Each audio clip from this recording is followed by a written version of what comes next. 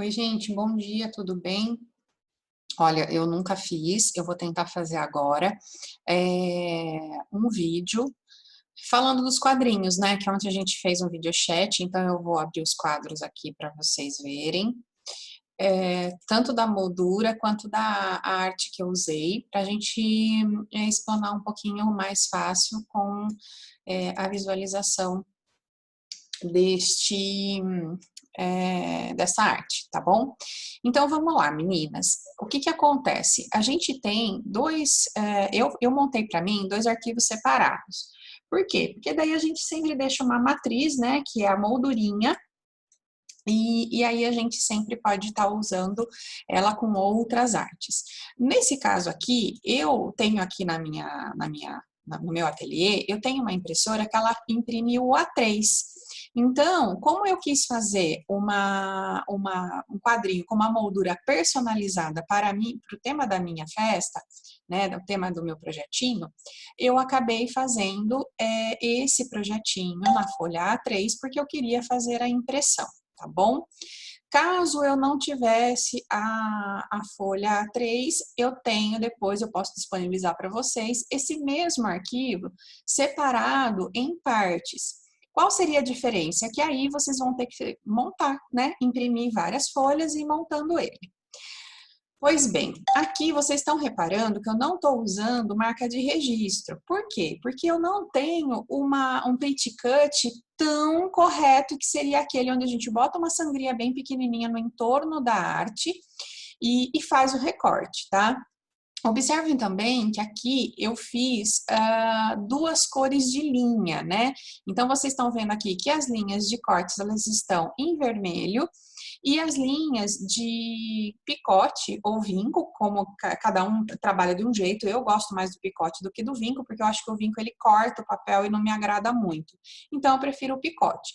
Eu trabalhei no tom azul. Por que que eu faço isso? Quando eu venho aqui para enviar para o meu corte, para minha câmera, nós temos aqui a opção a opção simples, que é a padrão que todo mundo usa, né? A maioria das pessoas usam, e depois a gente tem essa opção aqui que é chamada linha. Quando nós colocamos nessa linha, a gente pode trabalhar com dois tipos de corte diferente. Como eu estou aqui com a Camel 3, ele abre a opção também de eu escolher as lâminas. Neste caso aqui, eu estou usando a lâmina 1 para fazer o corte, então eu coloquei na formatação de papel padrão, que é a que eu uso aqui, e depois na lâmina 2, por isso que ela está ticada aqui, né? Ó, se eu mudar ela para cá, ela fica vermelhinha, então ela fica também linkada na lâmina 1.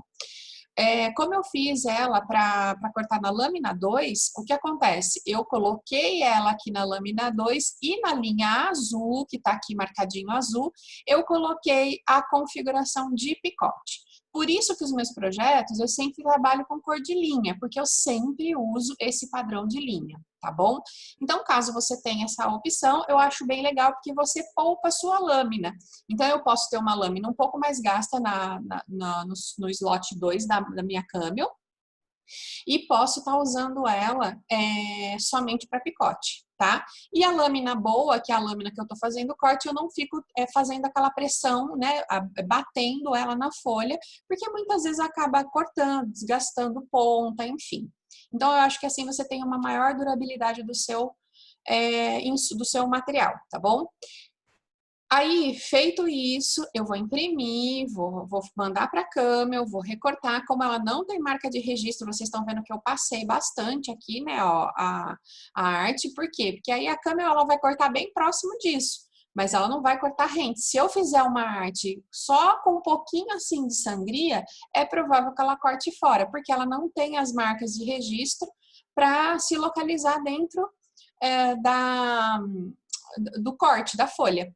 Então, quando a gente quer usar a extensão toda da folha, seja no A4, no A3, não importa, eu sempre vou dar uma boa distância aqui de impressão. É como se eu pegasse uma folha colorida, né, uma folha decoradinha, e colocasse para cortar na máquina. A diferença é que eu vou fazer a impressão antes, tá bom?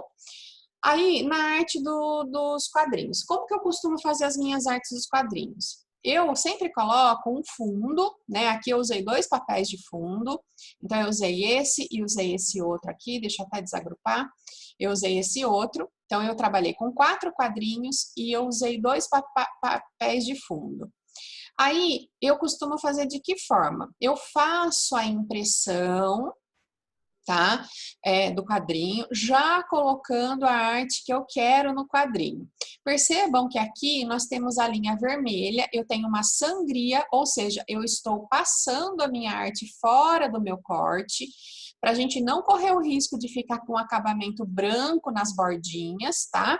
E depois eu tenho a arte interna dentro deste quadro azul. Esse quadro azul, ele vai servir para mim apenas de parâmetro para que eu não avance com a arte para fora. Por quê? Porque neste espaço aqui vai estar colado a nossa moldura. Então, se eu avançar a arte para esse local, a moldura vai pegar bem em cima. Então, eu vou cortar a arte que eu quero mostrar. Tá? Percebe que aqui no meu bicho preguiça eu avancei um pouquinho com o galho. Por quê? Porque eu quero que apareça que o galho está saindo de dentro da moldura. Então, essa partinha aqui, ela vai estar coberta pela nossa moldurinha, ok? Bom, feito isso, o que que eu fiz? Eu vim com pedaços da minha arte que eu queria valorizar, tá? Então, eu fiz o rastreio, né? E vim com o bichinho que eu quero deixar em 3D e recortei ele. Percebam que ele é o mesmo, exatamente o mesmo. E agora eu vou aumentar aqui para vocês verem que eu também deixei uma sangria. Tá vendo aqui, ó? O que que eu fiz? Eu vou até mostrar para vocês. Ele tá com uma sangria, certo? O que que eu fiz aqui, ó? Eu fiz uma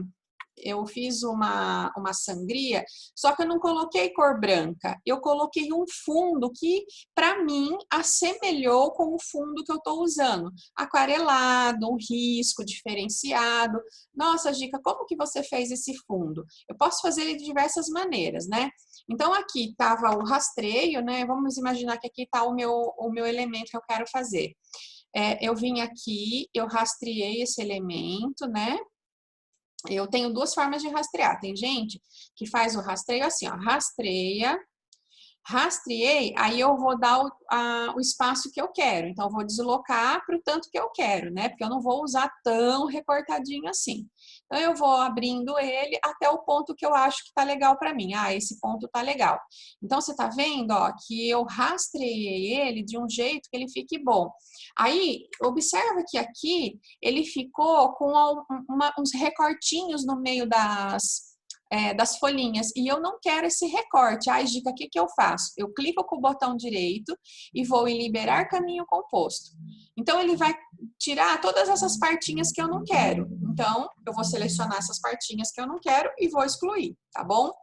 Seleciono os dois, venho aqui e eu vou colocar eles bem certinho junto com o outro, tá?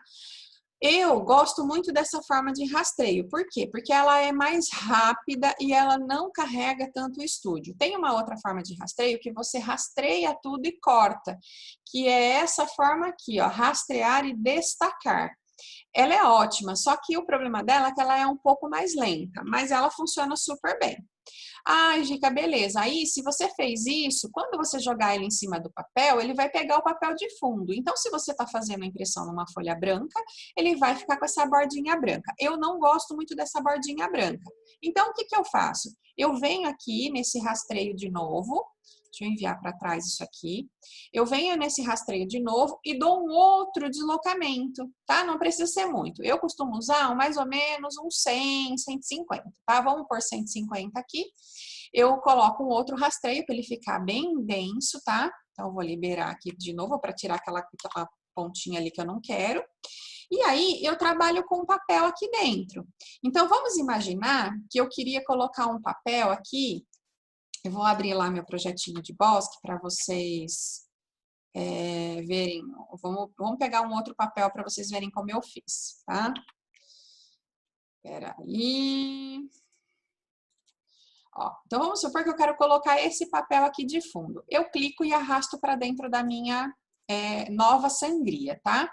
E aí, eu vou tirar a linha. Depois vocês vão entender por quê.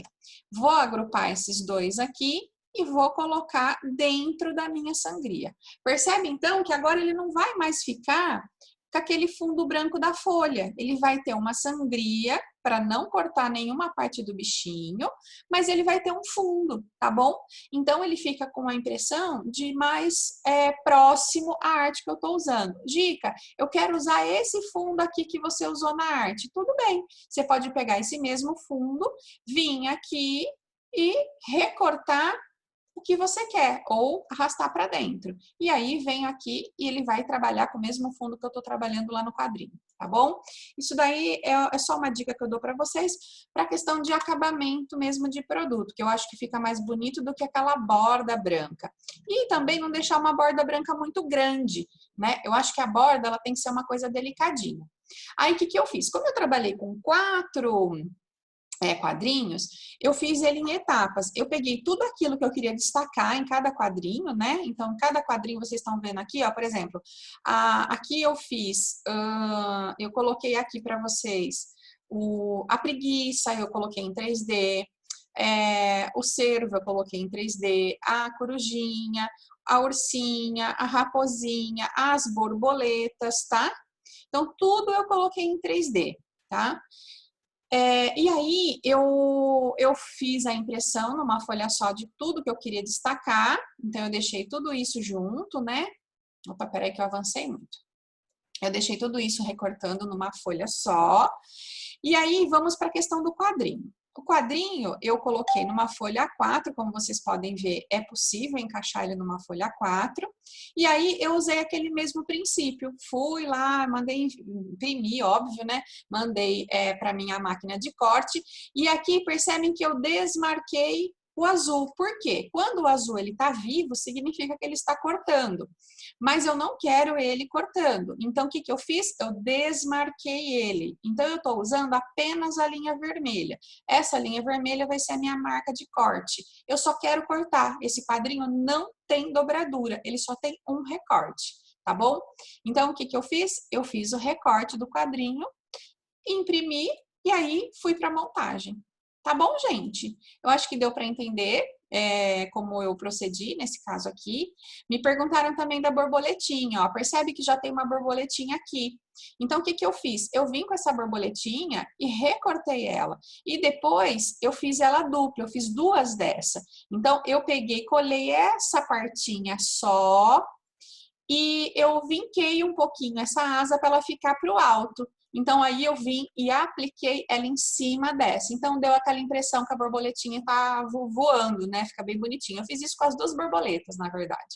Então, eu imprimi 2 partes dessa e colei só essa pontinha aqui, que é o corpinho da borboleta. E aí, eu vinquei ela um pouquinho para a asinha ficar levantada. Então, se vocês verificarem lá nas fotos que eu deixei lá na página, no nosso grupinho lá, vocês vão ver que foi feito dessa forma, tá bom?